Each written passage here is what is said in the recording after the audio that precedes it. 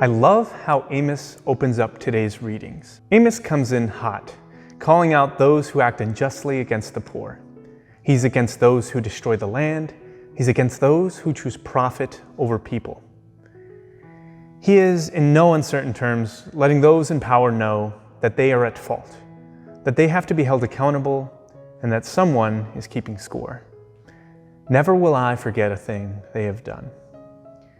Now, I've certainly felt and expressed the wrath of Amos on more than one occasion. How often have I acted or claimed to be a blameless prosecutor, a fair judge, and a perfect executioner of what another has done, what others do? I would never say, trample on the needy, and then proceed to order my theology books off of Amazon. How could anyone destroy the poor of the land or the land itself? I say this as I crank up my air conditioner during unprecedented heat waves after listening to a podcast on climate change. Now, these issues and examples mentioned are much more complicated than how I've just framed them. They have sources and causes that hide behind dark, elusive, and unjust structures and systems. Yet somehow I believe that I can remove myself completely from those processes over there.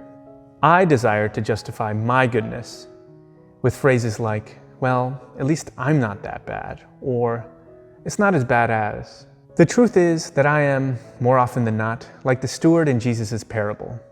I'm not always as trustworthy in very small matters as I imagine or project myself to be. When confronted with my actions, I realize that I struggle to keep consistently following Jesus' model of mercy and compassion unto others and myself. Thankfully, we aren't the only ones charged to raise up the lowly from the dust and to lift up the poor, as the Psalms repeat.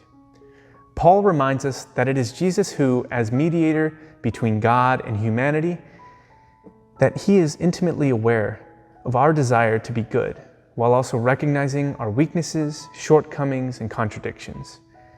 It is because of these limitations, because of our limitations, that Jesus yearns to be with us. May we share in that longing and desire with ourselves and with one another, serving not the master of self-righteousness and pride, or whatever else may obscure our loyalty and faith, but to serve and follow along our friend and companion, Jesus, in love, mercy, and compassion.